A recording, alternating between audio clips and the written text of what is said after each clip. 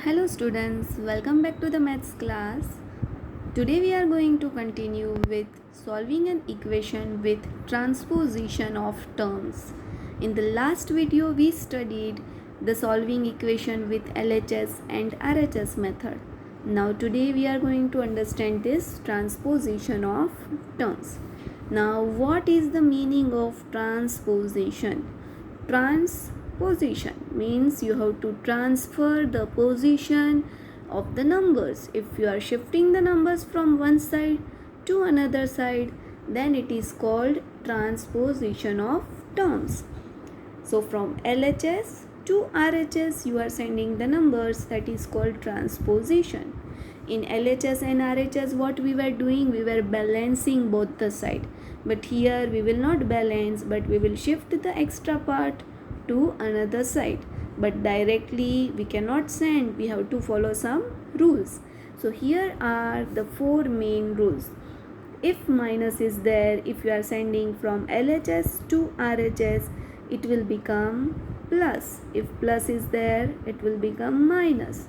If multiply, then divide, and divide is there, then it will be converted to multiply. If you are not understanding, don't worry. Let us start with one easy example. Your example is here. X plus 2 is equal to 7. Now here, this LHS, we only need the value of x. So what will be the value of x? Here plus 2 is there. We will transport this to another side. Now what is the rule? See, it is plus. If it is plus, what it will become? Minus. So 7 minus 2. Your answer will be 5. So x is equal to 5. Easy. This is called transposition method. Same way, if x upon 5 is equal to 20 is given. Now what you are going to do? This is upon means it is divide. If we are sending this side, what it will become? Multiply. So x is equal to 20 multiplied by 5. Your answer is 100. Simple.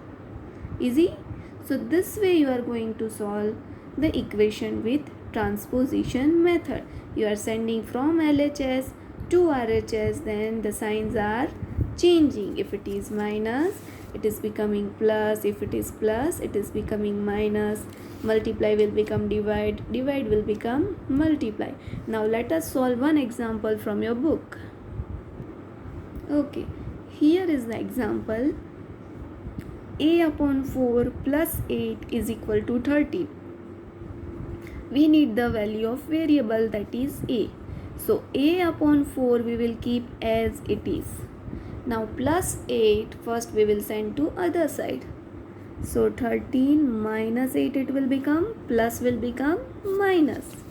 So what is remaining? This as it is. A upon 4 is equal to 13 minus 8, you will get 5.